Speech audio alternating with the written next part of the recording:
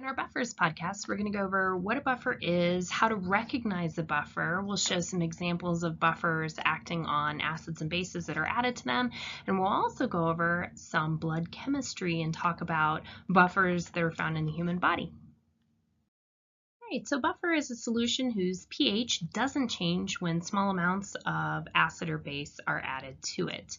So the job of the buffer is to maintain the pH, to prevent whatever solution you have from having wild swings when an acid or base are added to it. So you don't want your solution to get way too acidic or way too basic. Keep in mind this doesn't mean that it's at neutral. Most buffers consist of a weak acid and a salt of the conjugate base of that acid.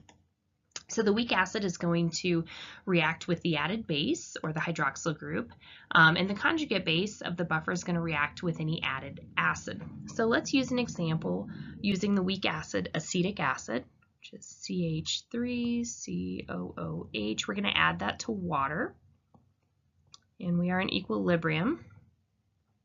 And what we're going to form when this happens is your weak acid is going to donate a proton to water. So Bronsted-Lowry acids donate, and Bronsted-Lowry bases accept those protons. So what I wind up with is, let's put water first, we're going to wind up with a hydronium ion, the +1 charge that has an extra proton, and we're also going to get the conjugate base of acetic acid. Okay, it's lost its proton. So let's work on labeling these. So this is my acid. Water is acting as a base. And my acid, when it donates the proton, becomes the conjugate base. My base, when it accepts a proton, becomes my conjugate acid.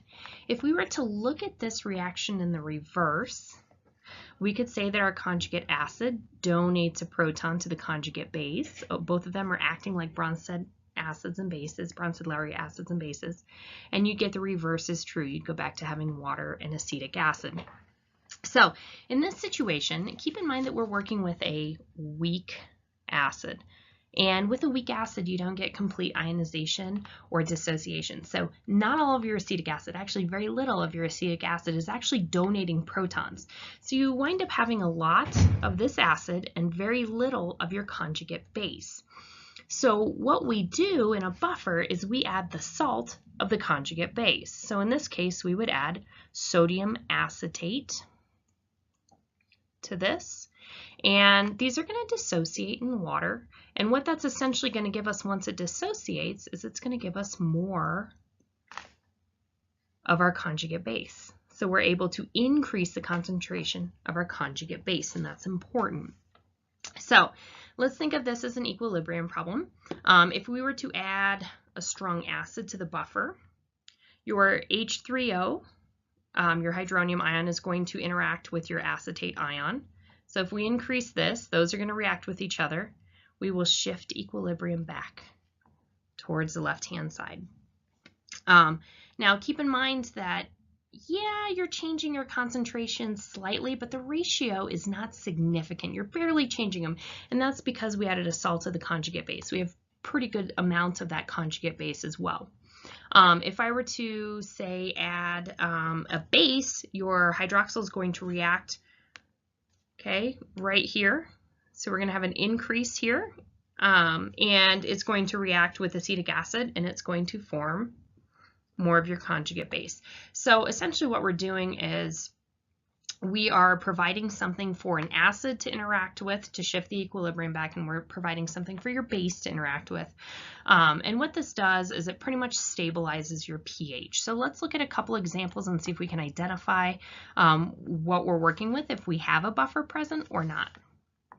So in this first example, we have NaCl, which is a salt, and we also have sodium carbonate, which is also a salt. So because we have two salts, this one is not a buffer because we need a weak acid and a salt. In our next example, we have hydrofluoric acid, and we have sodium fluoride. Okay, so I'm going to go to my list up here. I've put table 9.2 in, and I've drawn all over it, but I haven't talked about it. This is a table that shows us increasing strength of acidity. Here's hydrofluoric acid. That's a pretty weak acid, especially compared to all of our stronger acids. So I definitely have a weak acid in hydrofluoric. And then because we've paired it with a metal, we actually have a salt. And there's your anion. That's going to be a salt of the conjugate base of the acid. So when hydrofluoric acid gives up that proton, you're going to wind up with F- as your conjugate base. So therefore, this is a salt of that. This is, in fact, a buffer. So that one works as a buffer. All right, our last example, we have HCl and NaCl. Again, I'm going to go back and refer to my table. Hydrochloric acid is right here. Ooh, it's a strong acid. That right there tells us this is not a buffer because we need to use a weak acid and a salt of its conjugate base. And I can look, that is a salt of the conjugate base, but we're not dealing with a weak acid, so therefore it can't act as a buffer. So this example from our book shows us the difference between what happens when you add a strong acid when there isn't a buffer present versus what your pH reading would be when you add an acid and a buffer is present. But before we talk about that, let's talk about the pH scale because we haven't gone over that in class yet. Anything with a pH between 0 and 6.9 is going to be on the acidic side, and anything from 7.1 through 14 is going to be on the basic side. And we'll talk about how to calculate that in class, but for now you just need an understanding of where things fall. Neutral is right at 7.0. All right, so let's look. We have water, which is set at 7.0 for its pH value, so it's dead center, it's neutral. When you add 0.020 moles of HCl, look what this does to the pH. That's going to lower your pH way down into this range right here, so it's very acidic now.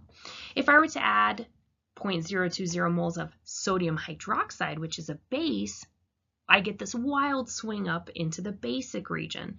So I went from 7.0 up towards 12.3 right here. So what this is showing us is that without a buffer present, you are going to have these strong acids and strong bases completely dissociating in water, and they're going to change the pH pretty significantly. Now, when we have a buffer present, like we do in B right here, we're starting with a pH of 4.74. When you add the same acid, notice what happens. We drop in pH, but we drop in pH very little, from 4.74 to 4.70, which is a very slight change. When we add the same amount of bases we did in the problem before, instead of swinging all the way up to 12.3 on the pH scale, it only goes up to 4.77. So this is able to kind of keep those wild swings of acids and bases in check. Keep in mind, I can't add an unlimited amount of strong acid or strong base. There is a threshold for that, but it can withstand the addition of small amounts of strong acid or strong base. One great example of buffers in the body are blood buffers. They're important because small changes in pH can be lethal in the body. We're shooting for a pH around 7.3 to 7.4 in the body, so a little bit on the basic side. So essentially, your body is constantly having to find a way to deal with all the CO2 or the carbon dioxide that it produces during metabolic processes, and it eliminates the CO2 through the lungs. So CO2 is in equilibrium with carbonic acid in the body.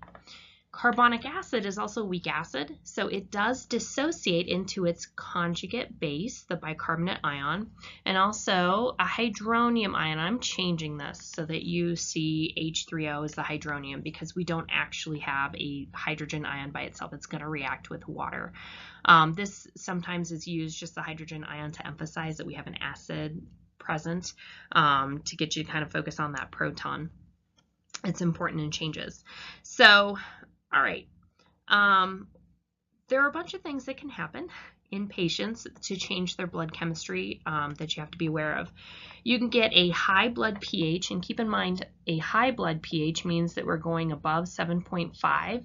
So we are talking about a basic blood pH. We call this alkalosis. So we'll use this example to show a little bit of how Le Chatelier's principle applies to this. So you can get respiratory alkalosis. This is seen in patients who are having panic attacks or anxiety attacks and they're hyperventilating. So they're breathing really fast. So what they're actually doing when they're breathing really fast is they're eliminating CO2 at a really quick rate. So think about that CO2 as decreasing. Remembering that we have a shift to an equilibrium, okay, where actually this shift is going to cause us to shift the equilibrium to the left. And when you do this, you're actually decreasing the amount of your hydronium ions. You're decreasing the acidity of the blood by doing this.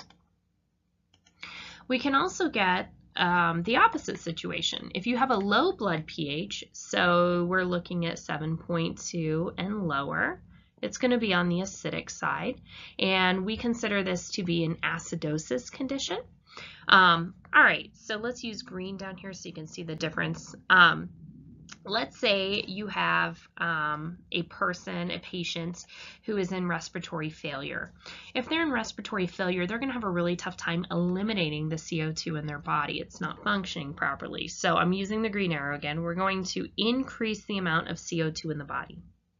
When you increase CO2, you shift the equilibrium to the right. So now we're increasing. Remember that we're kind of ignoring carbonic acid because the assumption in your book is that you know that this dissociates into its conjugate base and also that it's in equilibrium with CO2. So a lot of people eliminate this. So we are actually increasing our hydronium ions. We're increasing the acidity of the blood when a patient is in respiratory failure. So we just looked at respiratory acidosis and alkalosis, but you can also have metabolic changes to pH as well. An example of a metabolic alkalosis would be recurrent vomiting. So if your patient is vomiting a lot, they're losing the acid in their stomach, and that can cause a situation where you are getting into a more alkaline or a basic blood. And then metabolic acidosis is seen in people with severe infections like sepsis or diabetes. When you have accumulation of ketone bodies, that can cause the blood pH to drop as well.